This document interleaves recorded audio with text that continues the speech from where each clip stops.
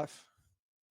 Denis Villeneuve's Dune was released in 2021, following delays of almost a year due to COVID. Announced in 2017, fans of the Frank Herbert 1965 epic had a very long 4 years to wait. And after tonight, we will decide whether it was worth it.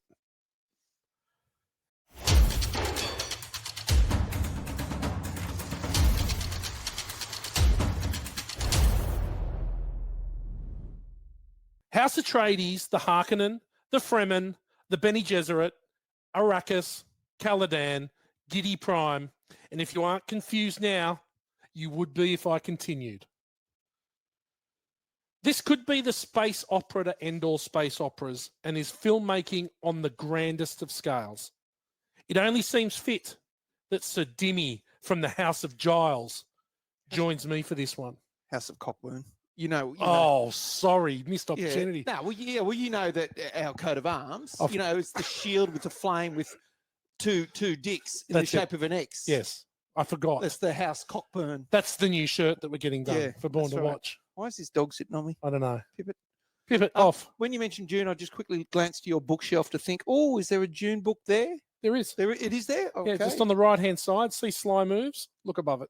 Which shelf? On top shelf. Top shelf. On the front. Oh, yeah. Okay. You know what? Only just recent purchase. Probably 4 weeks ago I got that. I thought about thinking I want to read these books. Yeah. It's you know what? Now, you are a big Lord of the Rings guy. Yeah. Read that 11 times. And the movies are incredible, but they don't scratch the surface of the novel. That's what I was thinking. So I'm assuming that the book is exactly the same. Yep. I've wanted to read the book for a long time, and I haven't read anything in ages. I just buy books. I don't read them. I just buy them. Yeah, fair enough. Yeah. Yep. I had to put a whole heap of books in a box the other week and get rid of them. Put them out the back. Oh, okay, in the back. In little plastic bags to keep them nice. All my new movie adaptations. Yeah, radio. Yeah. So Dimmy. Yeah. We are Born to Watch. Yes. We are the movie podcast that doesn't take itself or the movies too seriously, unless, of course, it's during the Snorbs Report. There's a good Snorbs Report tonight. There is a Snorbs Report. Yeah. Not large Snorbs Report. Very small. It's a small Snorbs Report. It is. Yeah. But it's a Snorbs Report that I could be all in for. Still, yes. Oh, you would be. Yeah. You love Rebecca Ferguson. I'm a big Ferguson fan. Yeah. Freckles and all. Yeah. Do you reckon her nickname was Freckles Ferguson? Oh, that would have been perfect. What do you reckon? Yeah. Just made it up then. That's, to come up like her surname's Ferguson and she's got freckles, and for you to come up with Freckles Ferguson, that's some marketing genius. Oh, it's a bit like Fat Matt. Yeah. As I was used to be called at school, not at school, but actually by the guy in my street who was way fatter than me. I think you mentioned. Was he in the Yoda Club, that bloke? He wasn't in the Yoda Club. He wouldn't have made it. He wouldn't have eaten the shit. Oh, he would have if he's that fat. He'd probably be delicious. Hungry. Dessert. Yeah. Hungry eyes. Okay, now overs and unders is pointless here. So 2021 movie. Where did you see it? Do you remember when you saw it? And how many times have you seen it? Yes, I saw it at the movies. Yes. I really wanted to see it. I remember you were fanging to see this. Yeah, definitely wanted to see this at the movies. Then I've watched it twice since then, including this most recent watch. Yeah, 3. Mate, that's big pretty for you. good. That's almost one a year. It is, yeah, almost. I reckon I'm pretty close though. I reckon I'm 4. Considering 2 came out as well. So it's like you have to watch another one. So yeah. I think I'm 4. I did not see it at the movies. Wow. So, and here's why. And we'll get to this, but because of COVID, the way we viewed content after 2020 changed. And in 2021, they really changed the way movies were released. Now, this was released simultaneously at the cinema and on HBO Max. Oh, was it? As a streaming, which is why when we get to the box office, you will notice the box office is like, this is only number 11 for the year. Wow. It does almost half what Dune 2 does. Right. Now, I would say that that's got a lot to do with the fact that it was a streamer. Now, this was also sneakily released early online. Oh, wow. and that's how I saw it. Right. Okay. So I downloaded it, Old school pirate. watched it, and Arr. was disappointed that I didn't go to the movies and see it. Yeah. Yep. I'd imagine so because this is a vast sort So of. June experience. 2, I was first day Yeah. at the cinema. Yep. At the Yeah. cinema. I at the end of June 1, I was like, because they were even going, will we make June 2? Will Mate, we well, do? the- Maybe so- we'll, maybe we won't. I'm going, oh my God, I hope they make June 2. No, so I don't know whether it came up on the thing, but at the start of the movie, originally it was to come up as June, Yeah. but then it came up June Part 1. part 1, and I was like, you sneaky buggers, Yeah. Yeah. you sneaky buggers. But I think too, but it still wasn't guaranteed because it depended on how, if it was a major flop. I got to say, and I've got a question about it in question time, but the lack of use in the film of Zendaya almost guaranteed that there was going to be a June 2. She's in it for 10 minutes, man. Or she's in it. She's scattered in it through the whole thing. But for at seconds at a time. Absolutely, yeah. She's his wet dream. Yeah. Blue-eyed wet dream. Yep. I think we just may have had the rank bank. Blue-eyed wet dreams. Yeah, he had a lot of them, didn't he? He did. Yeah. I'd be tired if I dreamt of her. Yeah. Very Yeah. tired, Oh, very well, tired. you see her all the time anyway. You do. Zendaya's like, holy crap. Mm. Anyway, I'm going to tell you a little bit about Dune. Dune tells the story of Paul Atreides, a brilliant and gifted young man born into a great destiny beyond his understanding, who must travel to the most dangerous planet in the universe to ensure the future of his family and his people. As malevolent forces explode into conflict over the planet's exclusive supply of the most precious resource in existence, a commodity capable of unlocking humanity's greatest potential. Only those who can conquer their fear will survive. Ooh. Get some unobtainium. Do you know what's interesting is that spice not only is the centerpiece of all space travel. Yes, they can sort of shortcut, can't they? Yeah. They can. But it is jump. the centerpiece of every good desert Dutch oven. Well, oh, is it? Oh, yeah. When he's They in there eat with it. his mum, he's Eating it. losing it because of the spice. Yeah, he's eating it. Yeah. Well, so it does something for their. It gives them extra life too, doesn't it? They eat the shit. or Well, something. I think they I thought when he def- was eating, he had a bit of spice in his food, like when he was back in his home planet. maybe. I thought they'd just sprinkled a bit of spice in there. I got to say, for a movie that is so grand, there's a distinct lack of major exposition in this movie. I think, as you said at the beginning, about there is so much detail in the book, they can't put everything in this movie. But you don't. I think it's funny because obviously there's been many attempted and a couple of adaptations. One, the 1984 David Lynch, and another TV series, and there's been other things of Dune, and a couple failed, and because I think the ones that failed is because they've tried to cram too much in. That first one. The first one, the David Lynch one, it fails because they're trying to cram everything in, right? No. And it just doesn't work, No. which is why it's quite obvious that this had to be two, yeah. possibly 3, Yeah. right? Yeah. And I'd be seriously surprised if there's not June 3. Well, he's working on June. Messiah. Yeah. What the hell's that then? Well, that's another Is that book. June? That's another okay. book. Okay. Okay. But anyway, let's watch the trailer. See what that throws up. Mm-hmm.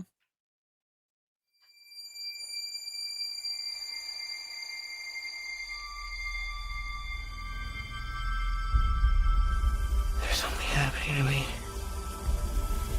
There's something awakening in my mind. I can't control it. What did you see? There's a crusade coming.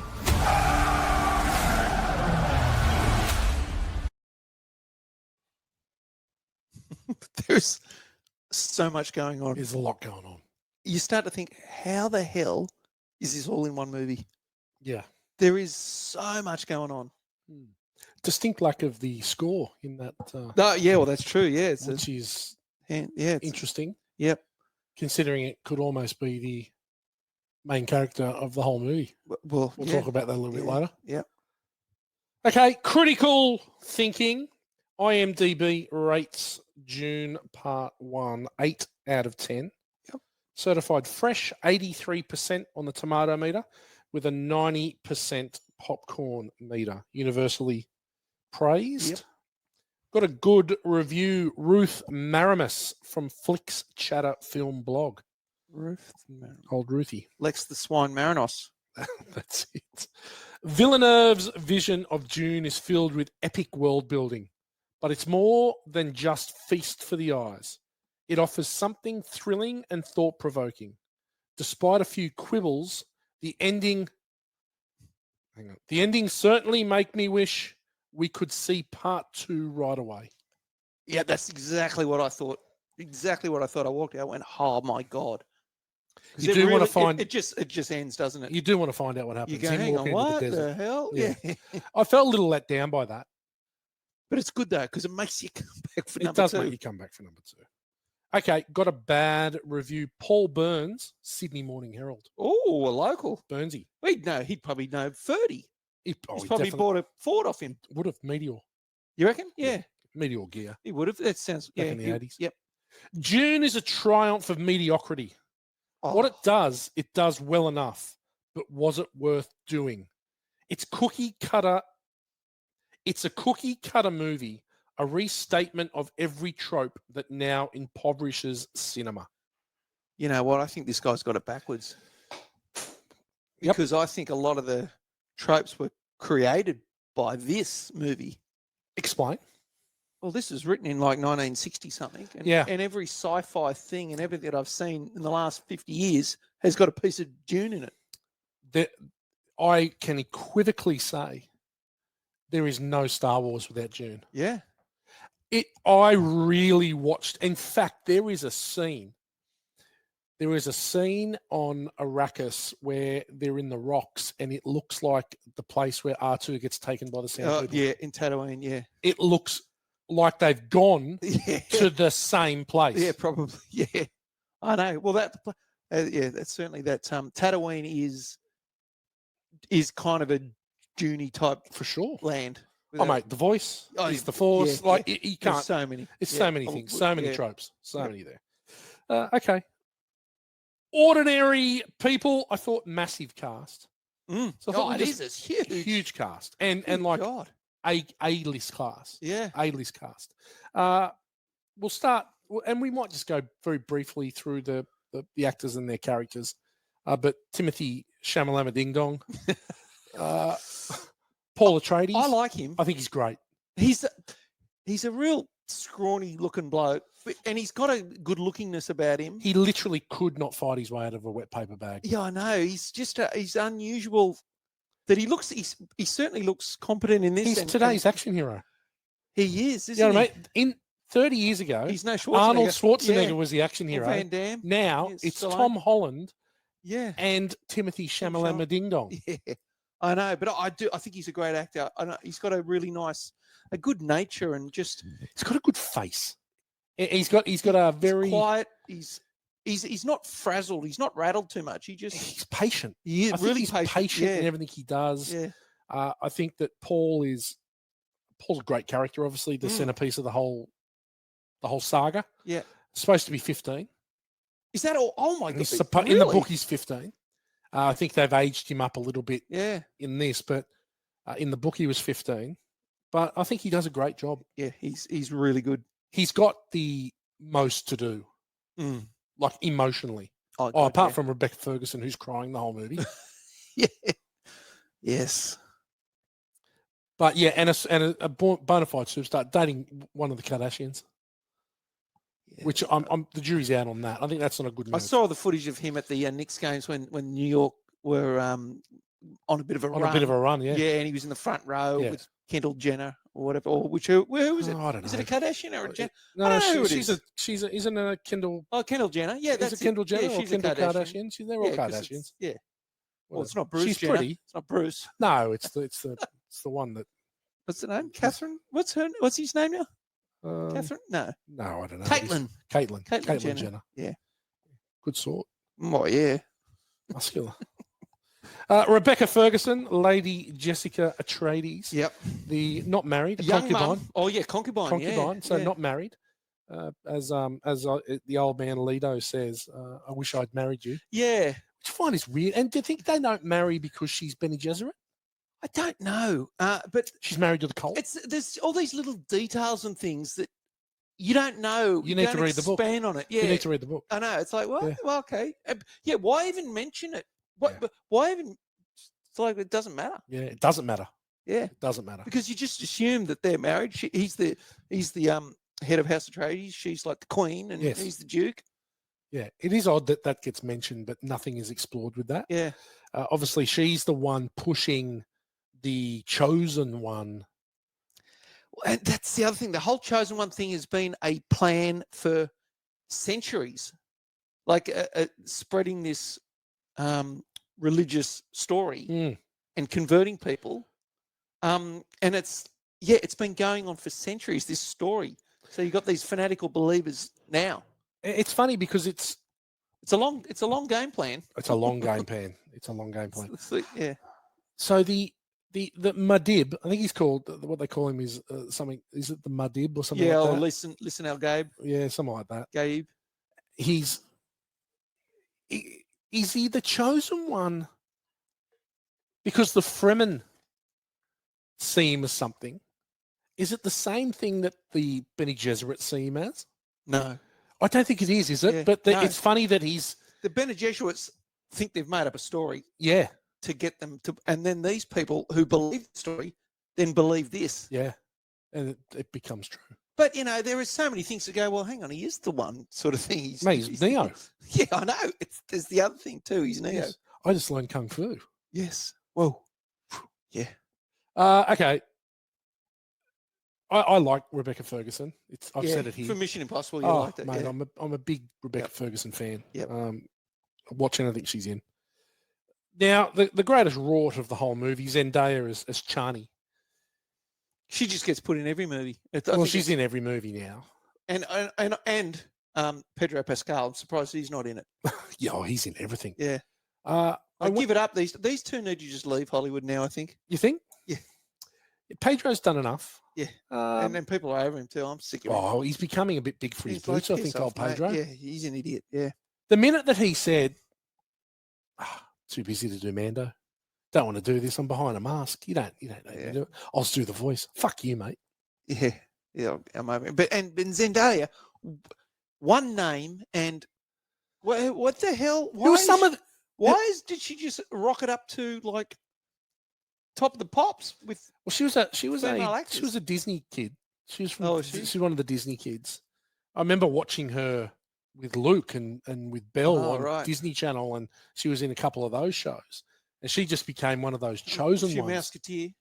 One or something like that. But she became one of those chosen ones that sort of get the rails run. She's had a rails run. Yeah, like Ariana Grande too. She was a Disney kid. Definitely. But she's had a rails run. While we're on it, some good one-namers. This is straight off the cuff. It's good one-namers. Well, there's Madonna. Yeah. Do you know one of my favourites? Sade, yeah. Smooth operator. Sting, good one. The Edge. That's kind of. I'll take Edge. I'll take Edge. I can't even think of anyone. There is a shitload of one namers. Yeah, could be a whole film school. Prince. Oh yeah. Well, it's kind of yeah. So it's one name is an interesting way to go, I reckon. Yeah. Do you think you are? It's a bit like nicknames. Mako. Oh, Mako, good one. From Conan. Yeah, there's a few actors. But what about? Do you think you are bestowed with a one name, or do you go, hey, from now on, call me Zendaya? I think so. What's your name? Zendaya. What's your surname? Don't have one. Well, see, she was. I don't know if her real name is Zendaya, but if she was born Susan, it wouldn't work. Be like, well, Susan who? Zendaya is quite a unique name. You don't need a surname with the name of Zendaya. No. Will she be Zendaya Holland if they get married? Maybe. Or will she still just say, are you going to take my last name? She'd be saying, I don't even take my own last name. Yeah, that's right. Yeah, that's right. Why would I take yours? No. Okay. Oscar Isaac, Duke Leto Atreides. He was good in this. I think he's very he's good. always a good actor. Oh, he's a great actor. Yeah. He was, again, I think he's a bit underutilized in this. Yeah, well, He's a bit underutilized. He is, and once again, he's Sean Bean from Game of Thrones. He's the one you're not expecting to die. yeah, and the one like you think, oh yeah, he's going to be the well, he's the leader. Yeah. He's the leader of the goodies and Yep. everything. Yeah, radio. So, yes, he is old Stark, Lord Stark. Obviously, in the sequel trilogy Star Wars, Poe Dameron. He was good in the first one, and then he became a bit character, a background fluff. Oh, don't you remember our favourite scene of the? Can you hear me? Can you hear me? What? Yeah. Sorry, this is With what are you? Hux. What are you? Can you hear me? Can you hear me? Ridiculous. What did we give that? Well, I rated that 0.5, didn't I? Terrible is what it got. Well, 0.75, I think. Yeah, the last Skywalker. I think or I got it. whatever I was, gave or it 1. No, what was it? What was it even called? The Last Jedi. The Last Jedi. Yeah. Yeah, it was awful. Shithouse. So bad. But yeah, Oscar Isaac's always good. Jason Momoa, Duncan Idaho. He's probably the best character, or I reckon the coolest character in the movie. He's really down to earth, and he's also the good thing about him. He's like this soldier, kick-ass soldier, Duncan Idaho. But he's also there to go and meet the Fremen and become friends with them, and learn the way that they sort of live and understand them. Do you know the other thing I like about him is that he is on the level of Paul. So he's friends with him. He treats him with respect. There's mutual respect there. And he can say no to him. Exactly. He treats him like more than just... Because you get in those movies where you don't listen to the kid because they're a kid. Yeah. And he says, no, you can't come with me because you're a kid. But when he starts to talk to him about stuff, he actually listens to him. Yeah. Yeah. No, he is geez, he looks big in this too. Big. He looks heavy. Yeah. Like he's not... They beefed him up a bit. He's not Khal Drogo. Fit. But he's big. He is Khal Drogo in this, isn't he? I think he's bigger. He looks heavier in the face. Yeah. But he's like, even when he stole that ship off the Harkonnens, he just basically scared them. Yeah. Like he killed like 4 of them, and the other 5 just bowled away. Yeah. I'm out of here. Yeah, absolutely. Stellan Skarsgård, Baron Vladimir. He's fantastic. Harkonnen. He's again another guy who is excellent. One of the best baddies. Yeah, he is so good as the slug, human Jabba. He is a human. Or wonder if that's where they got Jabba the Hutt from too. Human Jabba. Yeah. Yeah, can't move around. He's got his little rocket propelled floaties or whatever he does. Fly. He can fly. Yeah. Yeah, he's defying gravity. Yeah. I was waiting for him to start singing. Gravity. Something has changed within me. Oh, jeez. Is that from the Wicked not or something? The same. What is it? I'm through with playing by the rules of someone else's game. Too late for second guessing. It feels like I'm on Broadway. Too late to go back to sleep. Oh my God! It is Wicked. It's Wicked. It's Defying Gravity. Yeah, okay. It's time. I don't know the songs. I have seen the movie, but I couldn't tell you one of the songs out of it. Mate, Defying Gravity. I cried in Defying Gravity. Oh, did you? Yeah. I've had a big cry week, actually. Megan's already teasing me about Probably it. no one's surprised. Field of Dreams on the weekend. Ball my eyes out. Oh, okay. Hit you again. Bald. Oh, my God. Megan thinks I've got mental problems. Yeah. She might be right. But Stellan, he's excellent. So good in this movie. I just love Kill 'Em All. I love Arrakis. I won't kill them. Yeah, Arrakis will kill them. The desert will kill them. Yeah, I know. Yeah. Like he's so good, and just I like kill how the he's. Fremen. So that's the difference between the House of Atreides. They wanted to go there, join with the Fremen. Just kill them all. Yeah, but it's also it's interesting because again, nothing's really explained about why the term for the Harkonnens is over to serve as harbourers of the spice. Yeah. Right? Yeah. Now, what they haven't realised is that obviously the Harkonnens have been getting extremely rich by they're loaded. Like, taking the spice, and as he says during the movie, he goes, sell my spice, but we don't want the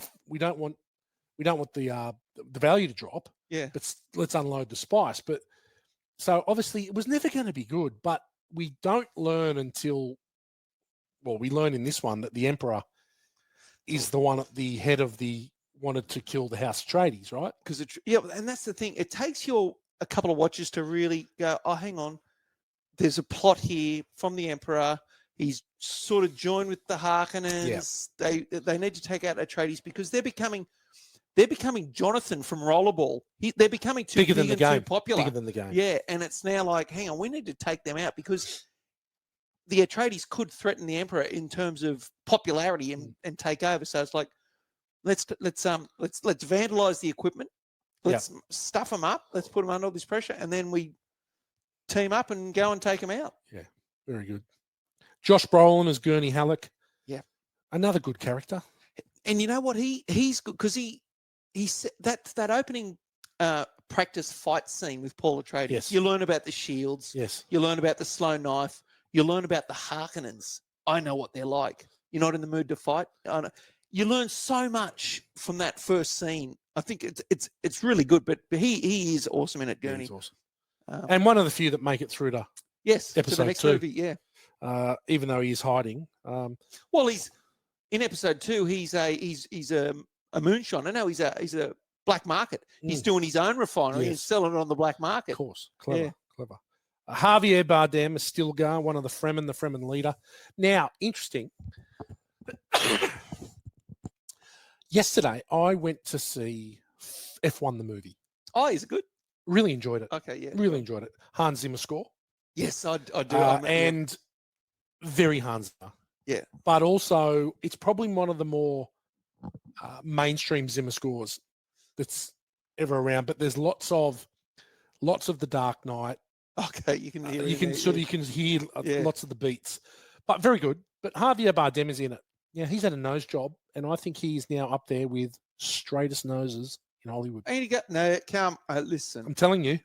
Why has he had a nose job? Well, because his nose is horrific. Yeah, I know, but it's like Gerard Depardieu. You know, if you got a nose job, you'd be going, get lost. Or like when Jennifer Grey had a nose job, you couldn't even recognise her. Yeah, well, it killed her career. Yeah. But now he's got a straight nose. Very straight. Like we got out of the movies. Do you think it was a nose job or just straightened or nose job? It's gone thinner. Nose job.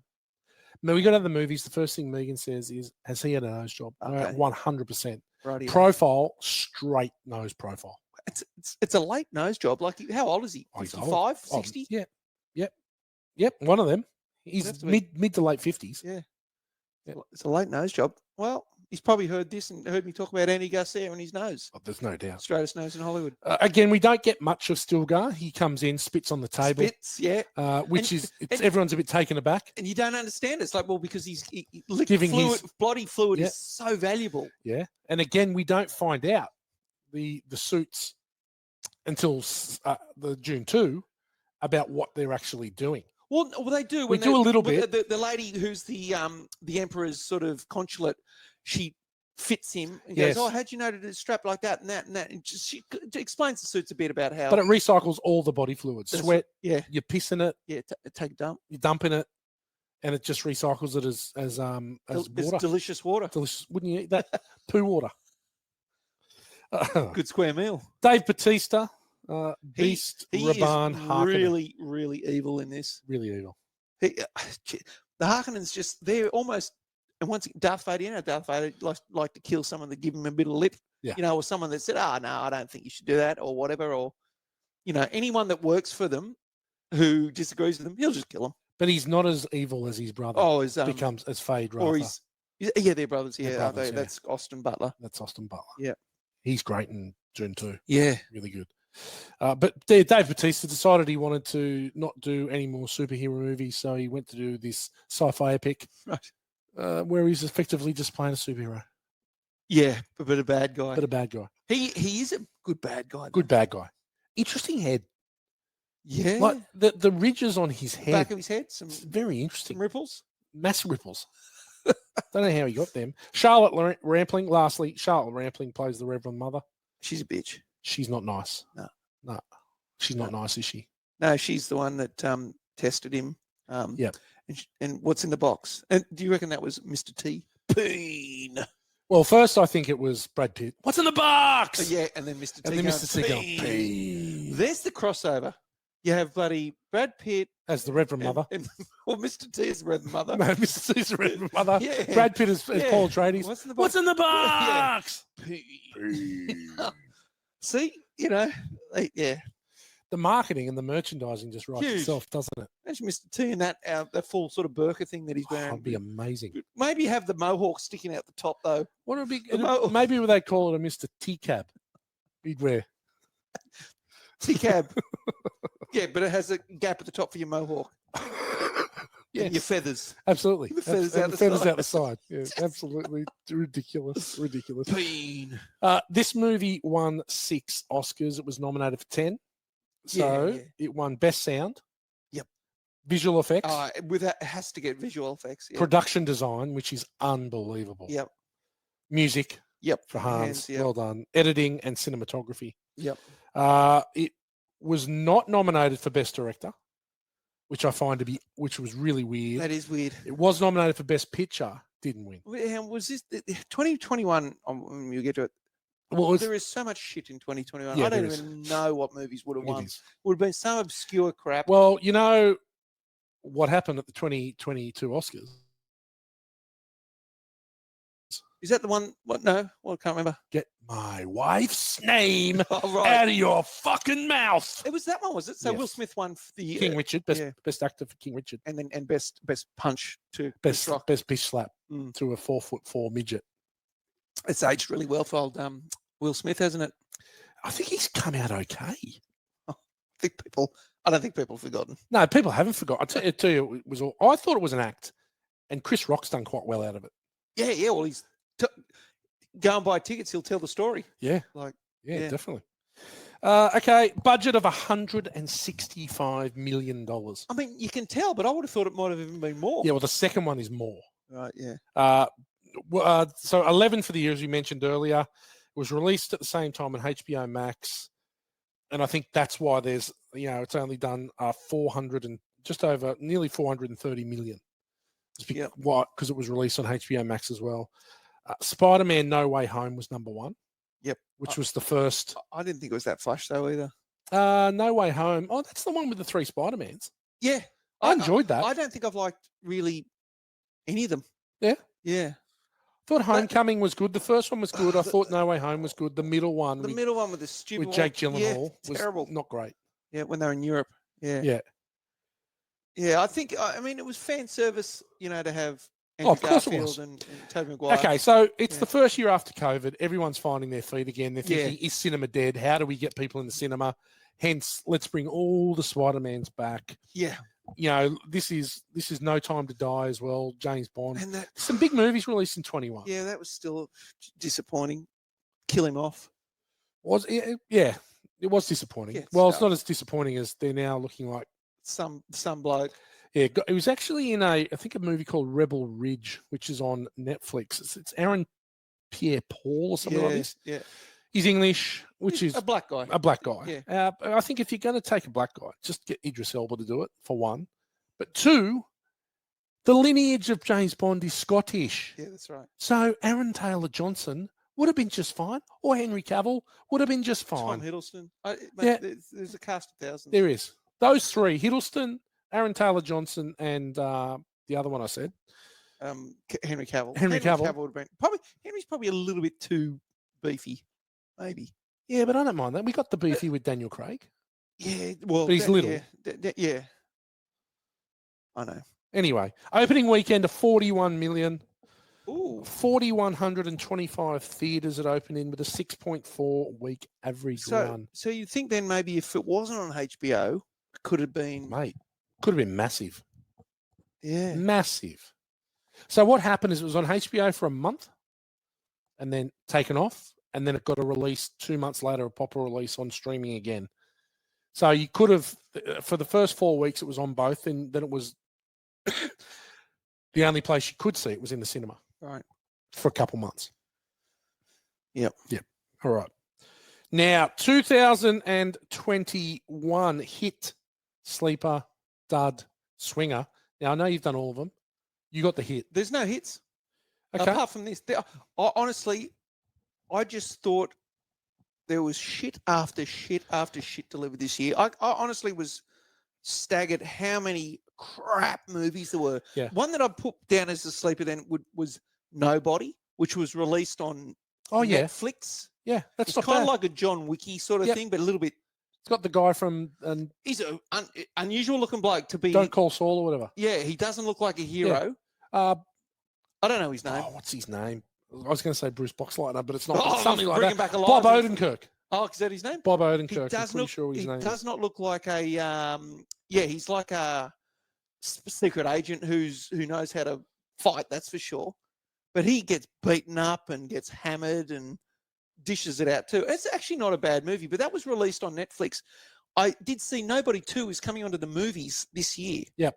So I don't understand. So yeah, and also another one that year. Isn't that where he goes on holidays? In Nobody 2. But in Nobody, does he go on holidays with his family? It's Nobody 2. I've seen the preview for Nobody 2. Yeah. Looks great. Okay. It looks really funny. Yeah, it's not bad. But for the duds, I've got to name three duds. Eternals Awful. was just. I went to the movies to watch this. It was shithouse. Then I went to the movies to watch Suicide Squad. Awful. Just shithouse. And I didn't go to the movies to watch this, Matrix Resurrections. Like, I was just looking at the shit movies that were coming out. Like, literally, when we normally do hit sleeper data, I go, oh, there's 8 hits and there's a couple of sleepers. This, I was going, 95% of these movies are shit. Yep. So I've got 2 movies that I'm fairly certain you haven't seen one of them and you may have seen the other. But the first one that I thought was actually pretty good, Cruella. Oh, my God. No, right?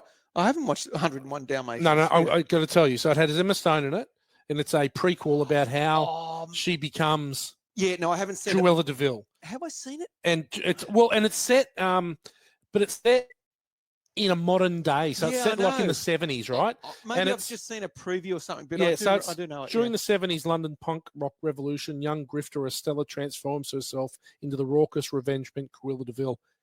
It's actually really good. I think my kids have watched really it enjoyed and it. I've seen bits of it. Yeah. I was blown away by how good it was. Yep. And it's obviously coming from an extremely low bar of 2020 because there was nothing to watch because of COVID. The other one, which I thought was good fun, bit stupid, but good fun, was Free Guy with Ryan Reynolds. Yes. And that was on Netflix. That was a Netflix release, wasn't it? Yeah. That was a Netflix release. So it was. Oh, that got talked up so much. I thought it was okay. It's okay. He was a computer, a non-playing, an NPC, an NPC, yeah, non-playing right. character. Yeah, and he actually he became he became the star of the character, show. Yeah. I thought it was pretty funny. Yeah, thought it was pretty funny. And again, ones that I watched with the kids, Cruella and Free Guy, I watched with the kids at a time when most people had quite some time. But it's amazing how these TV channels, HBO, Netflix, and what are bringing out these movies. Was the Grey Man might have even been this? It was. Year. That was Netflix. And the Tomorrow War, which was pretty average. Was pretty average. It was Chris Pratt. That was like on Amazon or Netflix or something as well. With the Tomorrow War, he goes into the future to fight. He sees his son or he sees himself or something. His daughter. That's it. Yeah. Okay. All right. Question time. Now, this was hard to have a lot of questions, so I've got 5. Right. Now, being the devoted Zimmer fans that we are, yes, having seen him live, yes, and thoroughly enjoyed that, does the score overshadow the film itself? Oh no, I think it works in harmony quite nice. But you said it was a space opera. Mm. It is not only just for the music, but also for the visuals. It's just. But I don't. I think the score is good, but I don't think it. I think it just works in harmony with the visuals. Where does it sit? Is it one of his better scores? Is it somewhere in the middle? It's loved, and it's obviously won an Academy Award, but it's not in my. It wouldn't be in my top 10 for Zimmer. No, I probably wouldn't be for me either. Yeah, no, it definitely wouldn't be. I don't think it's good. It's kind of haunting and very the drum. That sort of the drums that starts the concert with and the singing, the voices, the cry. Yeah, but definitely not. Definitely down lower in my favorites. For sure. Yeah, for sure. Okay, now we've touched on it a bit. Do you think that Zendaya was unfairly overused in the marketing? Well, let's go to what did we do the other week? Inception, and Michael Caine took up half the bloody the trailer. Yeah. Yeah, right? And he's in it for 3 minutes and Yeah. 30 seconds. Well, Zendaya's in this movie for 10 minutes. Yeah, I know. And she was in that. Yeah, She's in every she's in it a lot. second of the I know. marketing. It's because she's so hot right now. Or she was. Mm. 2021. You know, Let's, yeah, like, what's one of the strengths? So let's just get a face in there as much as we can. yeah, no, I agree. Yeah, and they, she's literally in the movie 100 scenes, but with a total of 10 minutes. minutes. Yeah.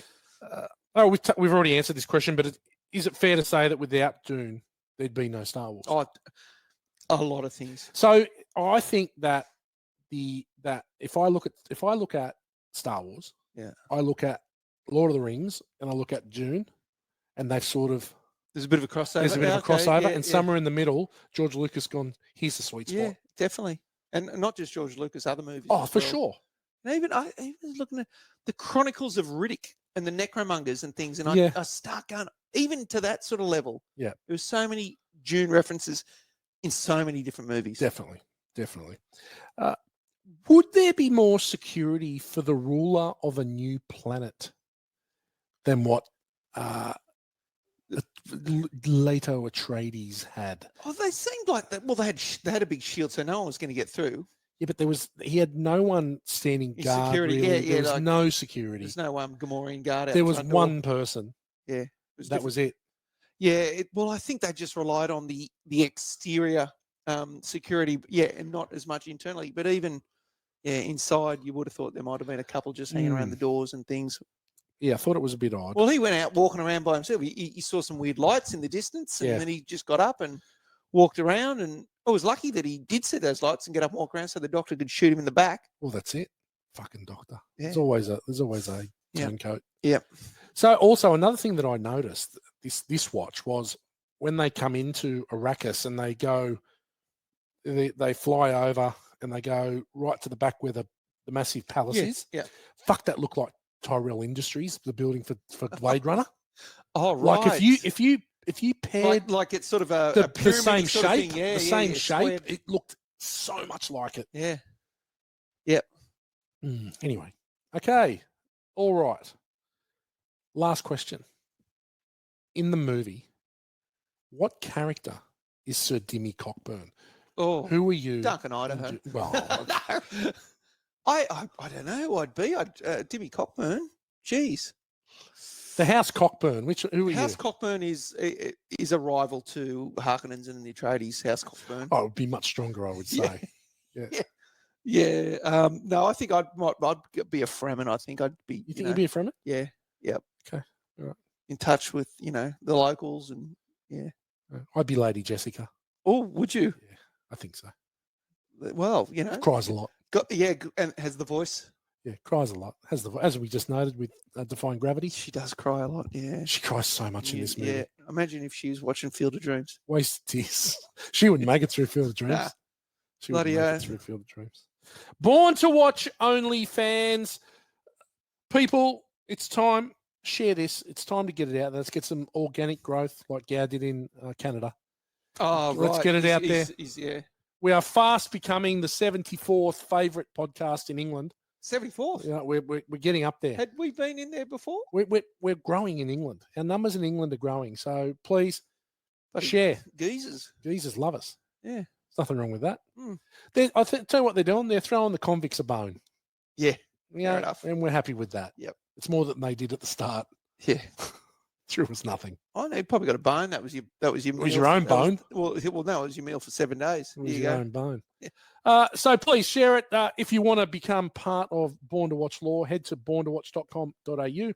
Leave us a voicemail or leave us a review like old Pet Lip did the other week, and you will become Born to Watch royalty. Yeah. Just like Sir Dimmy Cockburn is. That's right. And the other two. And the Atreides. Dickheads. And Harkonnens. Oh, you mean Gow and Morgs? Yeah, I do. I mean Gow and Morgs. Yeah. Down on the land. That's it.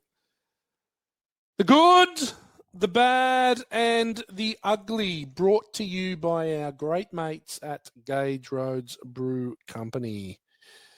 Damien, Sir Dimmy, the good. We mentioned this is like a real foundation, this movie, for so many other movies. We talked about The One Listen, our Gab in there. So he's Neo, he's Luke Skywalker, he's Turok Maktai from Avatar. Turok Makto. Yeah, Turok Makto. Yeah. Is he? Yeah. Chumani Tutanka Owachi. He is as well, because if they called him Mukti, named after the mouse. Yes. He had Dances with Wolves. Yes. Like there's Dances with Wolves in this as well. 100%. For sure. Like if he's going to go live with the Fremen. He's the chosen one. Yeah, and old Dances with Wolves goes live with the Indians as well. Chumani Tutanka. And he go and hunt some buffalo. Yeah, so many things there. The voice with the Jedi mind trick. Yeah, Tatanka. Also, Goodwill Hunting. Okay.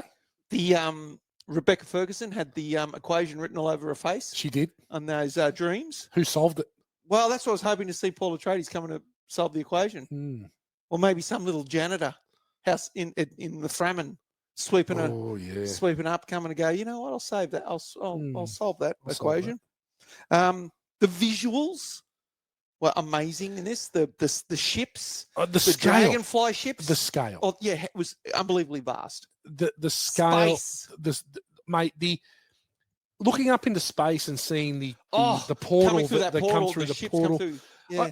Everything was, and I've got here just to go on the top of you, the production value and the scale of this movie is like, I don't think it is like anything we've ever seen. It is massive. This is world building at its greatest. I think that, and it only goes to the next level in the next movie, where we get more worlds. Yeah, we get to see more, and we didn't even get to see the Emperor. You don't see him in this. No, we didn't even get to spend much time on Caladan, but what they do with Arrakis is unbelievable, and it's desert. Yeah, desert with some rocks. But just they find a door that takes you into a tomb, which becomes a whole world in itself. Yeah, it's just crazy. I know it is, and that's why I thought those visuals, obviously, the music, everything, it went together really well. Absolutely. And the Harkonnens, was such a good bunch of baddies.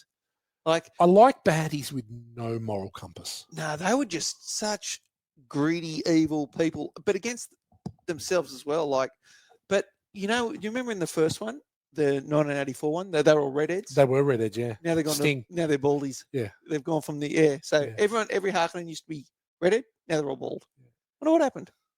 Well, redheads suck.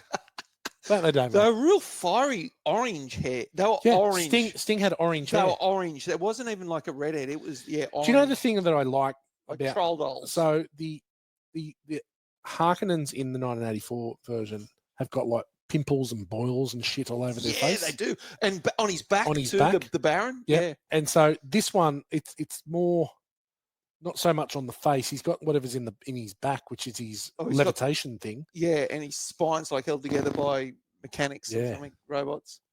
But I thought they were really good. They're good villains, really good villains, and the Atreides are really good heroes. Yeah, like it is the quintessential good versus evil. Yeah, it is. Like, and then the Fremen are, a little bit of an unknown. But they're the ones that have been absolutely abused. Their planet's been absolutely hammered. But they're also the one with the strongest moral code. Yeah. Like, okay, you now need to fight to the death, and whoever wins, you will be accepted or you will die. Yeah. No. Right. So it's black and white with them. They were quite zealotry, like religious zealots. 100%. 100%. So Javier Bardem, he was Morpheus. Yes. He was Morpheus because he was pretty funny. But in any other thing, like if you're having a fight to the death and someone kills someone, that guy's dying anyway. Yeah. Not they just come up to you and go, okay, well done, bud. Yeah. Paul, dead. Welcome. Yep. Oh no. Let's go. Yeah, no. Yeah. Come with us. You're now one of us. Yep. Come in the desert with us. I know. Yeah. But there's some goods for you. All right. I've got, obviously we can't say, but the score is great. Mm. And I think it fits perfectly. It's not one of my favourite Zimmers, but it's still excellent. Yeah. The training force fields. Yeah. It's a pretty cool little addition. And I've got something in bad for it as well. But I think it's a cool addition. Well, this is why they can't shoot each other with lasers and that's why bullets. It needs to be hand to hand. Yeah. Which is cool. Yeah. Because it explains, like, you go, hang on, they got these giant ships with bloody firing missiles and whatever. Yes. Yet they still have to fight with swords. Yeah. Absolutely. Yeah. I love a sci-fi or a fantasy that takes itself seriously. Now, not too seriously, but this is a political thriller with a science fiction backdrop. Yeah. So when it you is. get to the crux It is of the it, Game of Thrones. it's Game of Thrones, Yes. right? So, and that's what was so good about Game Yeah. of Thrones is Yeah. that it took its at its core. This was a serious, lands against lands, Yes, and the people Starks get and the Lannisters, absolutely, it's the Harkonnens, and yeah. forever and a day, the humans on Earth, it has been house against house, Yep. and country against country, Yep. forever and a day. Yep. So what this does is it takes the spice, which is the unobtainium, and says, this is what we're fighting for. Yeah. What was the new Avatar 2, the whale brain stuff? Or I don't know. Did that have a name? I don't know. Whale jizz. Yeah. Way of water. Yeah. Way of water. Yeah. Yeah, fuck. You Helping. just nailed it. Fuck, Rich. Yeah, the name of the movie. Yeah. Thanks, mate. Yeah. We didn't think it was. We were after Avatar, whale jizz. Avatar 2, the whale jizz. Yeah. that, Fucking. that was Luke's input. He's just put himself back about 6 months getting on this podcast. And he gave us a wink too. Just all that. Yeah, Yeah, no, you didn't. What a dick. Okay. So doesn't take itself too seriously, but we've got proper themes, right? I really like that. Similar to, But also to the whole religious side of it too. yes, Like, it's a little too religious. but this is the same with Game of Thrones. Yes. You have the same thing. You follow the Seven or the Melisandre or whatever. Yes. Yes. It's very similar. But a couple examples of movies that do that well, like The Dark Knight, Batman Begins, where it is a serious movie set in real worlds with serious consequences. Yeah. And when you think about even like not all the Avengers first phases up until Endgame, but you talk about the Avengers arc, they've all got serious. It's a serious story. Like Iron Man 1, Yeah. especially was Absolutely, it's taking itself Yeah. seriously, and I like that, but not too seriously to sort of go, well, you're a bit of a dick. Yeah. Which is what I think is the downfall of some of the MCU movies afterwards, that they think they're trying to tell a message when no one gives a fuck about the message they're telling. They're all shit house. Yeah. I love the box test. I thought that was really cool. The music, The Brad Pitt, the Brad Pitt Mr. T crossover. I think that's with the music coming in. I thought the first visit to the spice fields, you talk about the expanse, you get all the desert. Oh, because they're in their dragonfly copter. They're in the copter. Yeah, they're looking whatever they're down. called. Yeah. You get the all expanse of the desert / spice fields. You Yep. get the crawler. You get the worm. You get the Way carryall. off in the distance. You get the carryall. Yeah. You get and all the exposition is by the guy in the tower going, carryall 5 minutes out. We've started how far to the worm? Yep. Worm's this, and there's silence. They keep harvesting right at the last minute. Keep It's like, oh, harvesting. wow. So he comes, oh no, we're broken. What are we going to do? Yeah. So I thought that was really cool. Yeah, because that also showed how the Harkonnens had vandalized all the equipment as well. Correct. Fuckers. The sand. And the size of the worm. Yes. You Well, the got- sandworms is the next thing, right? Yeah. So then you go, shit, these things 400 meters long. They're like, how anyone survives anything is beyond me. I think they're really cool. We've talked about Duncan Idaho. He's the man. Mm. You got to love him. And then the attack Oh yeah, is unbelievable. great. Yeah. Like that 30 minutes of just Yeah, balls out surprise attack. The surprise attack is so good. Yeah, So good. What do you got for bad? bad. Oh, okay, yeah, I've got a couple of things. Obviously the doctor had done that deal with the Baron. Dr. Yue. Yeah, literally, I'm going to go do a deal with this ruthless killer who never keeps his word. Why the hell would he even do a deal with it? Because as soon as he did, okay, thanks, yeah, you're dead. No, so I hate this trope in all movies where the baddie's got my wife. He's threatening her life if I don't do this. Yeah. She's dead, mate. That's right, exactly. And you're dead. Yeah. So you know what? sacrifice her. Yeah, I know. And he Or on the sacrificed flip side, the whole. exactly right. Yeah. But on the flip side, I would expect that if I was captured and they said to my wife, "You need to do Yeah. this, otherwise he's dead," I'm dead. You're already That's right. dead. Save yourself. Exactly. Save the whole. Yeah. Yeah. I know. I just thought it was kind of ridiculous. So as I mentioned too, like there's a lot of details in the movie that you really don't understand, I think, unless you read the book. So remember the Sarduka, who were like the Emperor's Guard. Yeah. Now, did you see before they went to battle, there was a sort of a priest putting blood on their head? Yes. Did you see the back shot? There were people that hanging upside down with blood trickling out of them, filling up because they went and filled their cups. That's right. And there was all these sacrificial, and I'm thinking, well, what the hell is that about? You just don't even have a clue. The pet, the spider pet. Oh yeah, Right now? I started going. Apparently, that's Dr. Yue's wife had been mutilated and captured, and I was just reading some things. People going, yeah, what's this? There's a real disturbing side to that. But you don't know because you're thinking, what the hell's this got to do with this movie? You don't know. Even when that the hunter-killer bug went in to get Paul, like it just came through, and then we found this guy in the wall for 6 months. And it's like, what? And then it was just moved on. It was kind of like these weird things that just... It's definitely a movie that really lends itself to a 10-part, oh, I know, 10-hour... That's what I think. Series. I think that's the only way. And that's probably been the thing stopping people making a really unbelievable version of this movie because this is too big. Yeah.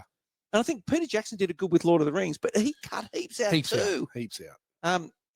Yeah. So, but also, on the flip side of that, with Lord of the Rings, it's not to the detriment of the story. No. So the story flows. There's not a lot of. Make sense. Yeah. There's a lot of what's going on there, Yeah, and I think just because of the subject matter and the I guess the huge vastness of the story, that there's a lot of unanswered questions. There is. You just go. So, how do the Fremen manufacture their outfits? Where do they have their? How do they? Let's make some clothes. How do they make their weapons? Yeah. What? Because they just look like they're living in caves, but they've obviously got a full arsenal. Yeah, something. Something somewhere. But and how do you get off the worm once you're riding it? How do you steer it? It's like an ant trying to steer a surfboard. You do see that in Dune 2. They're up, right? Yeah, that's right. So they have to hook it in certain specific areas in order to be able to steer it. It's still like an ant turning a surfboard. For sure. It's like a 400-meter long worm that's with a girth of about 50 meters. Yeah. And he hooks in it. Is that Dune 2? That's Dune 2 where he rides the worm. But they do see it on this one. It's Stilgar is riding the worm. Yeah, and the lady went to try and ride the worm away. The consulate sort of the whatever she was, the embassy, but she never got a chance. They killed her. But yes, that's right. Yeah. So anyway, how do you do that? But that's pretty much for bad. Okay. We've mentioned there's not a lot of security. I find that odd. And not only that, they don't make a lot of. There's not a lot of concern. The shields are down. Yeah. It should be fucking panic stations. It should be fucking panic stations. Instead, he's like, okay, shit. There's 20 million people coming through and the they portal. look out at the portal, and there's pop, pop, pop, and they went, and don't you go, okay, let's get the shields. Let's get power back up. Yeah. There doesn't seem to be enough panic around that side of it. Yeah. I mentioned that I love the fighting shields. I thought they were great, but it does seem to be a battle of the shields. Who's got the best shields?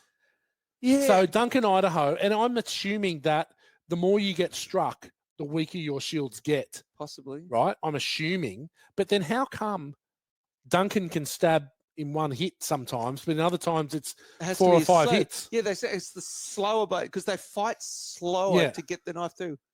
Yeah, but once again, too, the sword fighting too.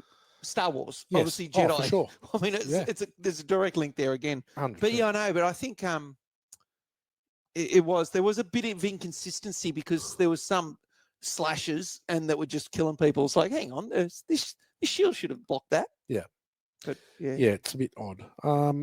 Paul gets a heap of confidence very quickly. Well, he was always pretty good. He was pretty good fighting Gurney. No, he was pretty good, but then he didn't ever want to believe that he was this chosen one, the one, right? When that he Neo was Neo. believes, yeah. But then all of a sudden his dad dies and it's like, oh, I know Kung Fu. Yeah. And he becomes almost, as soon as his dad dies and he gets the ring, suddenly he's this. He realizes he's you know, transformed. I'm the guy. Yeah, I know. I thought that happened. And he's still having, But he's still waking up and having nightmares and wet dreams. Yeah, but you could see that there was some seeds sown that he certainly could handle himself. He could certainly fight. For sure. And he was quite measured in his comments with people and even before with his dad. There's no doubt he was probably the smartest man in the room. Yeah. Right? He was finding his feet. And he was learning the whole Bene Gesserit, or the voice. He was learning that sort of spiritual, the Jedi mind tricks. He was learning the Jedi mind tricks. A lot of things to learn. You got to learn sign language. Oh, and he can talk with that. Yes, we're in trouble. That one's deaf. That one's this. Do this. Geez, they could say a lot with a little couple of finger twists. Yeah. Big. The Zendaya marketing. You complete me. Yeah. The Zendaya marketing. There's a lot of dreams and visions. Mm. And I think that, so this is a 2-hour 35 they could have cut a few movie. Out. Yeah. This could easily be 2 hours 15. Yeah. If you cut some shit out. Yeah. And look, then you wouldn't see Zendaya. no, exactly. But this is what I mean, right? So you don't, but the visions go for some time. I know. They're not like, oh, it's a vision of her, or it's this. It's like it's this, and then he moves on to something else. And some of them go for he's bleeding, a minute, stabbed, and, a minute, yeah, 90 seconds, and it's like, okay, well, do we need all the visions? No, we don't. But it also showed that he had some sort of kind of the one connection. He had some connection. You start to believe that, you know what, this guy's got some sort of special power. Yeah. And then, like, obviously, I've just already mentioned it, but it's a tad long, and it actually feels a tad long to me. Mm. And the reason it feels a tad long is because there are periods of this movie where quite literally nothing happens. Quite literally nothing happens. It's like the whole when they're in the sand, him and his mum. I think when they're hiding, that it goes for too long. Yeah, not a lot does happen. Nothing. There's 10 minutes there. He sees the little mouse. He sees the little mouse get the sweat off its ear and drink it. But it's like it's 10-minute period where effectively nothing happens. What does the mouse eat? Spice, I guess. Everyone's just high on spice. I mean, what does the worm eat to get that big? People. Well, yeah, but I know anything. If there's no, that's one thing. There doesn't seem to be a real lot of food source besides people and worms. And how many worms are there? Well, I know it's just the one. There's quite because a few. they talk about Shia LaBeouf. Yeah, no, who's the big one? Yeah. There's definitely quite a few because in the second one they're riding about 5 into town. Yeah. It's what? Okay, ugly. No, I've got nothing for ugly. Okay. I think I got one. Yeah. Culty religious mums. Right. She gave me Carrie mum vibes. Oh. Just pushing. Not obviously locking him in the cupboard and making her eat carrot sticks or whatever through the door. But I'm not huge on religion in the first place. But culty religion, the minute you start drawing symbols on your face, but that was Fremen style. I don't think the Reverend Mother had it. Did she have the Goodwill Hunting equation on her face? I don't know, but enough's enough. Yeah. Well done. Yeah. Quick fire, Damo. Quick fire. Well, gee, it's only you. You're gonna have to be bloody. You got your work cut out. I'll be quick. Popular culture, scene or scene. That's not a knife. This is a knife. Is there anything from Dune? I think there is. Oh well, it's used. We've already talked about it. Oh yeah. I think it's as a source. But even just a giant worm. I mean, there was just so many things. The spice. Well, the worm probably more than the spice, but I think as a source text, there's a lot of references and pulls through pop culture. Riddled through so many movies. Yeah. Okay. Biggest douchebag. Dr. Yue. Yeah, I suppose so too. Or the Reverend Mother. Yeah, she's a douche, isn't she? She's like, because she's separate to Atreides and Harkonnen and to the Emperor. the Bene Gesserit are on. They're their own thing. They're their own scheming. They're like it's like Littlefinger, I suppose, in Game of Thrones again, or something. He was a good character. But where he's not sort of, it was just to the. He's they're with everyone, with no one. Yeah, that's right. And they were just whatever would protect them the most. So, but there's a shitload of douchebags. But you can't just say the villains. But like the main Baron Harkonnen, God, he was a good bad. But he's the antagonist. Yeah, that's right. Yeah. You cannot make this into a 5-minute. No. This don't even try. Well, the thing is that if we're being completely honest, at 2 hours 35, it's both too long and too short. And you still don't know. And too short. Yeah. So it's one of those incredible films where it's both things. Yeah, it is. Yeah. Olivia Newton-John Cartwheel, poor sporting prowess. I don't know if I saw it. I thought the fighting was pretty good. Yeah. I got nothing. It wasn't some slapping each other with pool noodles. No, it was definitely wasn't. Pretty good sword fighting. Yeah. No, I thought it was all good. Yeah. Again, the production value, incredible. Yeah. So even down to that fine stuff. What about a bit of sand walking? You know? Oh, yeah. Do the Fremen style. But then I did laugh when they go, we've got to work a certain way, but except when we're going up the dunes, then we just run up the dunes. And then he gets to the top of the dune and he goes, does his little scoopy thing, like, oh, okay. Just a little extra one, little scoop. That's not human. No. That's not human. No. It's worm. Nothing to see here, worms. I'll Nothing to see. I'll tell you what, though, I did have PTSD of Palm Beach sand dunes. Oh, when they were running up those dunes, I nearly vomited watching it. Yeah. And then, and I'm just thinking of like, worms and dunes, tremors, like, Well, there'd be no tremors without this. That's right. It's just the graboids are baby sandworms. They are. It's just unbelievable. What a good movie Tremors is, though. It is unbelievable. It's awesome. Are they making another one? They've made like 17 of them. They made a TV series with. Yeah, but I thought they got everyone back. I hope so. I think so. With Bacon Sandwich back, obviously not Fred Ward. Do you reckon his dick's going to be one of the worms? He's going to be a graboid. That would have to be marketing genius, wouldn't it? Dickissance. Yeah, get it out. Yeah, get your graboid out. Get your graboid. Show us your graboid. Kevin's graboid. What he did in Wild Things. Yep. And Hollow Man. Yeah. Oh, an additional scene. Well, there's I reckon there's heaps of additional scenes you could have. Yeah. But you don't want any more. You don't want any scenes. No. Because 2 hours 35 is too long. Yep. Whitey's Brad Pitt. Who are going to go here? Jason Momoa, Rebecca Ferguson. Yeah, Lady Jessica for me every day of the week. Over Zendaya, without a doubt. Oh, 100%. Yeah. 100%. She's gorgeous. There's something about her. Yeah. No, There's something about her. She's really. And lookalikes or Morgs alikes. You got any? Yeah, I got one. Which one? Oh, Baron Harkonnen and his Fat Morgs. Fat Morgs. Yeah. Yeah, they're dead set ringer. Yeah, that and a couple things. Also, when Duke Leto breathes, that's Morgs' breath. Oh, kills everyone around. You can see on a Sunday morning. On a Sunday morning, that's what happens. Morgs' family know they have to be out of the house before he gets out of bed. Otherwise, they're going to end up like the throne room. Everyone. Well, it killed everyone apart from the Baron. Well, you could see it start to penetrate his shield, and then he went and hit up in the corner. corner. Up straight in the Casper, the friendly ghost, up the top, and then had to go under the black jizz to get better. To get better. Star Wars with Luke in the Bacta fluid. Yeah, there are so many. Yeah, there's a lot. There's so many things. Yeah, there's a lot. Well, that's it for quickfire, mate. And we're going to stay with you. Sobs report. Cockburn in. Oh, looking forward to it. Yeah, look, this is there's not a lot in this, but there is some. There is a Snobs report. It's quite a sausage fest. This movie. There's not a lot of women in the movie. There's more in the second one. It's not Smurfette style. It's not Smurfette. Yeah, in the second one, you know who's in the second one? Leah Seydoux. She is. Yeah. So Hall of Famer. Florence Pugh. Yeah.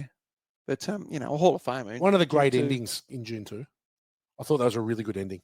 Oh, okay. Where he chooses Florence Pugh. Yeah. And Zendaya just slides out the back like you fuckwit. Yeah. But in saying that, best decision. But not only that, he says it at the start of this movie. He says, "I will marry the Emperor's daughter, yes. and I will keep the House Atreides going." And he goes, "No, we don't need you to do that, Paul." Yeah. So he already knows what the plan has to happen. Game of Thrones once again. He's playing chess. It's like let's get the Lannisters to marry the which was the oldest Stark daughter? Arya. No, Sansa. Oh, Sansa. Yeah, let's get Joffrey and Sansa married, like just to join the houses sure. and things. Yeah, But not only that, like the Starks and the Baratheons. Yes. The Lannisters and the Baratheons. So that's why yes, that's right. Yeah, she marries the and King, that King whole Robert politics Baratheon. and thrones and emperors. It's the same stuff For sure. But anyway, so Rebecca Ferguson in 2013, the White Queen. Have you seen it? Of course I have. Some major stomach rooting going on in there. Yeah, a lot of stomach rooting. Reminded me of the Year 10 party with the finger banging of the belly button. It was, but and then she's done a lot of back scenes. Yeah, she does. She's quite a bit of back in Mission Impossible. Yeah, Mission Impossible. But you get a little bit of you're never side gonna get itch. Yeah, It's not usable. no, it's not Snorb's Report quality. No, it's not. Yeah, so pretty much, and Zendaya's done nothing. Nothing. Um, Not even in the challenges. Three-way. or in that other. Oh, right. Okay, that was with the tennis. Tennis, Oh, yeah. Was that movie any good? Or was I refuse to watch it. Yeah, but that other TV series called Euphoria, or whatever, Euphoria. which was full of tits. Well, Sydney Sweeney. Sydney Sweeney got him out every second Well, week. Sydney Sweeney did her booble allotment and Zendaya's. Yeah, right. Yeah, I know. And anyone else that didn't want to get him out. Yeah, Sydney Sweeney. Yeah, Yeah. I'll do it. She'll take. Yeah, She just broke up with her fiance too, Sydney Sweeney. She's back on the so market. she's on the market. Might send him a resume. Snobs reporter. Milkshake guy number 2. Hey, Snobs reporter. She would be an as I said, incredible. like that's the sort of thing that they look for. She'd be an incredible get. Well, yeah. When you talk about like the best sort of male catchers, you go Formula One drivers and Snobs reporters. Sort of they're kind of like Neck and neck. Yeah, same sort of thing. Photo finish. Yeah, but that's it. Just the White Queen 2013. Yeah. That is it. Cockburn out. Well done. Listen to this. Do you want to keep rolling on here? Or Well, I just read a little bit about the law. So the time was 10,000.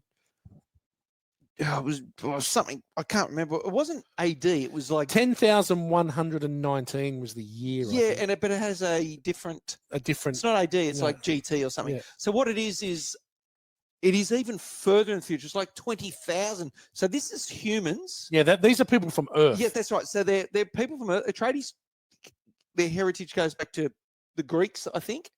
But there was like a AI battle, an technology battle in Earth. So that's why now when they've gone to the future, they've banned all sort of computers and things. And that's why their mate, remember the guy, his eyes rolled back in his head, Yes. he was doing the maths? Yes. So they've actually now trained humans to become really intelligent because they have already gone through. So that 10,000, whatever it is after robot world. So now that's why it's kind of like analog. It's a long time ago in a galaxy far, far away. So they've gone back to being analog. So there's no computers because they've actually gone through a Terminator-style battle already. So this is where the Terminator has come from as well because they fought the robots. They've had a full battle, humans versus robots, and now These are the ones that have won. These guys have won, but there is no robots. There is nothing like that. Even though you're in space, you can see it. There's no computers. There's no things like that. There's no digital shit. It is, just analog style. And that's the way the future is. That's about all I had. Zimmer spent a week in the deserts of Utah alone to get the feeling of what it would be. Sunbaking out there in his G-banger. The rhythm of the wind. He also created several new instruments to give the score. They're playing one of them. That's what he said at the concert when he went to Bunnings basically and made his own because he wrote a piece for a particular instrument and it was out of the instrument's range. So they created an instrument. They went to Home Depot and made an instrument like to actually. That's incredible, isn't it? When you start doing that, like he writes the music. Now you make this work. Absolutely. Yeah, but this instrument doesn't fit in the range. Yeah, fix it. You make it work. Yeah. You create an instrument then. Yeah. So he recorded it during COVID-19 in the lockdown. So his band was sitting in his sitting room, which they converted into a studio, which is next to his daughter's room. And his daughter still complains to this day that she's got bagpipe PTSD. Yeah. Because at 5:30 in the morning, he's still blasting away on the bagpipes. Yeah. Well, it is because when they arrived at bagpipes at the Arrakis, start. they It's came all out with the bagpipes. bagpipes. The guy coming- walks out He with the walks out, bagpipes. yeah, blowing the pipes, yeah. Obviously, there was the David Lynch 84. There was a sci-fi miniseries in 2000, and another attempt by director Alejandro Jodorowsky, which Ooh. I'm going to talk a bit about, the 84 and the early 1970s Jodorowsky in film school. Okay. It was shot over a period of 4 months, so 3 weeks and 97 days. In Born to Watch scale. That's Yep. it. So when Baron Harkonnen says the Emperor is a jealous man, a dangerous man, jealous man, and he pours water over his head, that was a direct homage to Apocalypse Now and Marlon Brando, who does the same, pours the water and then wipes the shit off his head. Because originally when they were talking about Baron Harkonnen, about who he would be, they were thinking about Marlon Brando in the island of Dr. Moreau. Oh yeah, right. They want it to be that sort of eccentric, Yeah. and physically it's not far from what he looked like, Yeah. The sixth science fiction film to win Academy Award for Best Cinematography, Close Encounters, Oh yeah. Avatar, Okay. not The Way of Water, Inception, Gravity, and Blade Runner 2049. Oh, no Star Wars. No Star Wars. Well, they wouldn't. I don't think they had cinematography back in the 70s. Okay. It's a relatively new. Yeah. Oh well, maybe it was made after. Oh no, well, cinematography 77. Close Encounters beat it. Yeah. That's incredible. Oh yeah. It's incredible. But Close Encounters look fantastic. Yeah. Fantastic. Quotables. Got anything? I didn't. No. Okay, I've got a couple. Left that one I've out. got one for Duncan Idaho. Yeah. Dreams make good stories, but everything important happens when you're awake. Ah, It was very profound it is. There For a s- were quite a few for a swordsman. well said lines, but I didn't. And write the bit anything where down. the Mother Superior says to Paul, an animal caught in a trap will gnaw off its own leg to escape. Yep. What will you do? Pain. What's in the box? So then, again, Baron Harkonnen, no Atreides shall live. My lord, you give your word to the witch, and she sees too much. I said I would not harm them, and I shall not. But Arrakis is Arrakis, Yeah. and the desert takes the weak. This is my desert, my Arrakis, my Dune. Wow. So that's it. So the Fremen called it Dune or Yes. Dune, but they called it Arrakis. So it's the Fremen name is Dune, isn't it? Yes. That's why. Yeah, but because they go to the planet Arrakis, you go, what the hell's called Dune? Yes. That's what the Fremen call Fremen call it Dune. 1 Degree of Kurt Russell. it. Don't know. Dave Bautista, Guardians 2. Of course. Yeah. Okay, film school for F-wits. Now, I thought we've talked a bit about the previous iterations of Dune. June 1984. June 1984, David Lynch. The path to adapting it was met with quite a number of stumbling blocks. Initial attempts in the 70s, as I mentioned, by Jodorowsky, but also Ridley Scott had a crack at it. And Ridley Scott then went on to make Alien after this. But Lynch's, in 1981, Dino De Laurentiis brought on David Lynch to direct and write the screenplay. He had no idea about the novel or the source material. And nor was he really a science fiction guy, David Lynch. Yeah. No. Yeah. But he accepted money's money. He collaborated with 2 writers for early drafts before writing his own screenplay himself. There were multiple versions of the script, which none of them were great.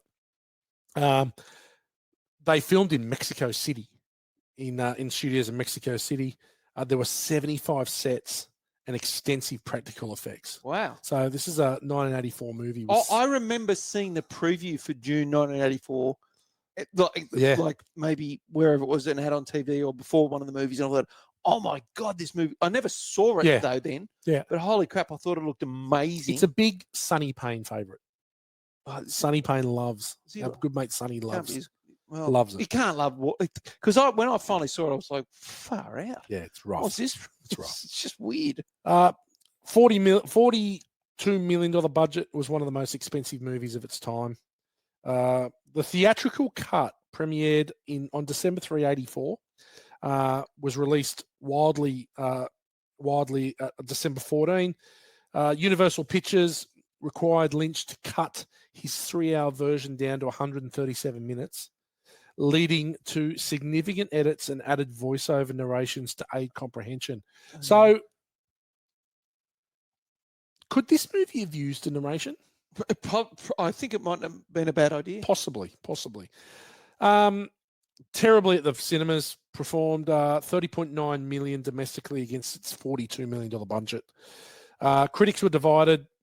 Some praised the ambition and design. Others found the narrative confusing and dense, which is what we've talked about. It was just because the bit that I stood out for me was Kyle MacLachlan met the Zendaya. I can't even remember who it was. It's oh God, what's her name? I can't remember. She's out of Sideways.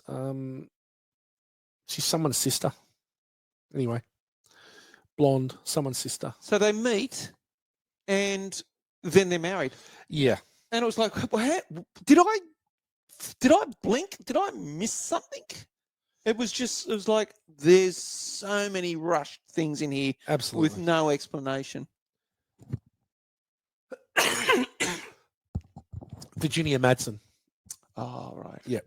Michael Madsen's sister. Oh, is it? Yeah. So the David Lynch hated the movie. Well, because he didn't get final say, and right? he wanted a 3-hour movie. Yeah. So he later disowned extended versions of the movie and stuff because it wasn't him, or he didn't get final cut. So again, the credited pseudonym of Alan Smithy for direction was instead of David Lynch. So look, despite its initial reception, Dune has achieved like a cult status. Oh, definitely. Well, the book probably helped. Absolutely. Yeah. Soundtrack by Toto's on the soundtrack. Oh, wow. Yeah, Brian Eno. And so over time, it's sort of grown to have a cult following. Definitely. And if you talk about probably cult movies and your top 10 or top 20 cult movies ever, 84 Dune would probably be in it. And Sting. For sure. With his orange hair. Absolutely. As the main baddie. It's Faye hilarious. Yeah. So then there was Jodorowsky's Dune, which was the version that never was made. So in the 70s, a Chilean-French filmmaker, Alejandro Jodorowsky, who made avant-garde films like El Topo and The Holy Mountain. Couple of the greats. Tried to adapt Frank Herbert's Dune. He envisioned the film not merely as an adaptation, but as a transformative experience. Ooh. A 10 to 14 hour epic. Oh my God. Designed to expand consciousness and revolutionize cinema. He aimed to create a prophetic film that would change the minds of young people worldwide, assembling the spiritual warriors. He wanted to make a 10-hour movie? 10 to 14 hour movie. Yeah. So there is and look, here's some people that were involved in it. He had started to gather a pretty good team. So Jean Mobius Giraud, the French comic artist, storyboarded the entire film. Oh, wow. Producing over 3,000 drawings that mapped out every Wow. scene. H.R. Geiger was yeah. tasked with designing the dark industrial world of the Harkonnens. Right. Chris Foss, who was a British artist, designed for the futuristic machinery. Dan O'Bannon from Alien fame for special effects, who later collaborated with Giger on Alien. For the soundtrack, Pink Floyd was going to compose the soundtrack. So there were lots of people involved. The casting choices were super unconventional. Salvador Dali the painter agreed to play the Emperor for a fee of $100,000 per hour. With the plan to film his scenes within an hour and use a mechanical mannequin for the rest. Oh, well, he'd sell one painting and it'd be millions of Salvador. For sure. He was like an abstract futurist. Yeah, I've been to the Dali Museum in Paris. It's really cool. Okay. Yeah, Megan took me there. It was in it's in Montmartre. Okay. It's where Moulin Rouge is. Oh. It's quite quite out there. Think he's going to pork it, Dad? Definitely going to pork it. With a Griswold. He's not going to pork it, Ross. What's the? Orson Welles was cast as Baron Harkonnen. Okay. Persuaded by the promise of his favourite chef cooking on set. Ooh, well, that'll get me. Mick Jagger slated to play Bunnings Fade Barbecue. Ruther. Mick Jagger. Yeah. Wow. Yep. And the director's son, 12-year-old son, was going to play Paul Atreides. Well, I wonder if that would influence then Sting getting chosen in the next one. Maybe. Well, they had Mick Jagger that one. Maybe. Let's get the boys. Jodorowsky took massive liberties with the source material. He wanted to create his own psychedelic feel, and it was going to be next level. So it's like it's going to be like Tommy or something. The bloody something a bit weird. Definitely. Now, obviously, never got made, but in 2013, an incredible documentary called Jodorowsky's Dune was made, and it goes through everything. Oh wow! And it's actually a really cool watch. Yeah. For people who are fans of Dune, it's a great documentary about this movie that was never made. Yeah. And it's effectively everything was done except make the movie. Far out. So I can't imagine what that all cost, but heaps. Wow. Now, Damo, we had a chat before we started about Kick-Ass credit song. Yes. So are we going to... yeah, well, there's already a ready-made There's song. a ready-made one. People probably don't even realise that there is a ready-made song. I think actually that Hans Zimmer took some Influence from it. Yeah, it should have just been like, you know what, cut and paste, stick this song in for June. Yeah. And we're going to sing this for you right now. It's going to be a duo. Yep. And, okay, now let's... We better just have a look at the words. Let's have a look at the words. Well, so ridiculous. Spice up your life lyrics. Okay. So it's if we start with no, I think we get down there when you're feeling sad and low. Well, you can start there. Well, I think we do that, and then we can go. Colours of the world. Spice up your life. Every boy and every girl. Spice up your life. People of the world. Spice up your life. Slam it to the left if you're having a good time. Shake it to the right if you know what you feel fine. Shake it to the front. Go round. So it's always all right. Slam it to the left. Yeah. I don't think we'll get that far. I think we've got to get to see ja. Hold tight. I think we've got to get there. Okay. So we've got to do. We've got to do all of it. Okay. It's so ridiculous. Yeah, let's go. It's so ridiculous. There we go. Okay. Here we go. Okay. So, So should we both sing this? Yeah. Right. We'll both sing this, and then I'll go Colours of the World. Yeah. Right. And then we both sing the last two bits. Okay. Ready? So 3, 2, 1. When you're feeling sad and low, we will take you where you gotta go. Smiling, dancing, everything is free. All you need is positivity. Colours of the world. Spice up your life. Every boy and every girl. Spice up your life. People of the world. Spice up your life. Slam it to the left if you're having a good time. Shake it to the right if you know what you feel fine. Shake it up the front. Go round. Slam it to the left if you're having a good time. Shake it to the front if you know what you feel fine. Shake it to the front. See ya. Hold tight. That is the perfect kick-ass credit song for June and the Spice. All the Fremen in the world. Spice up your life. Fat Morgs in the oil. Spice up your life. Oh, dear me. That'll be critically acclaimed. It will be. That'll go worldwide. Star of the show. Who you got? That's a real tough one. But I'm going to go old Timbo Chalamet. A Shamalama Boom Bang, Bing Bang. Yep. I just really like just the way he delivers things and his patience and measured responses, and I just think he's pretty good. Perfect casting. Yep. I'm going to go Denis Villeneuve, the director. Definitely. I think the scope is incredible. Yep. And how he pulled it off, I've got no idea. No. Look, this movie... And this is coming from a guy who knows how to pull it off. Exactly. Yeah. So speaking from experience. Yes. In context with other movies around this, there hasn't been a movie like this for years that I went. Nah. This was miles ahead of the last decade of shit, or not full a decade, but the last from 2020. There's been so much crap. This thing is head and shoulders above. Well, this is, as I mentioned at the start of the show, this is filmmaking on a grand scale, and it's a good movie. It's a good movie. I agree with you. The rank. Oh, okay. The rank Mm, bank. yeah. Now, we did what's mention that? Blue-Eyed Wet Dreams at the Yeah, start, but yeah. I've got a What few else? others. Yeah. Sandworms, Oh, that's a good one too. Culty Mums, Yeah. Pain Boxes. I've got Blue-Eyed Beauties, Thumpers. Dunes of Spice. Thumpers is a good one. Yeah. It's a bit with the Snores Report too, sort of doubles. Thumpers.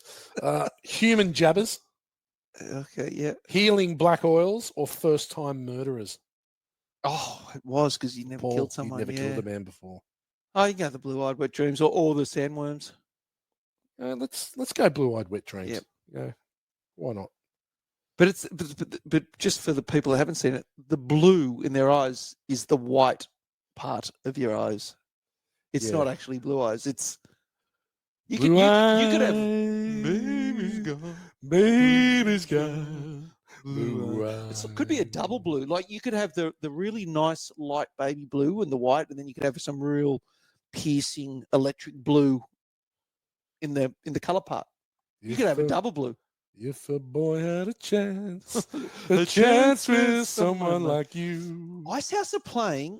are you gonna break his heart? Let him cry for the moon. Oh, electric blue, yeah.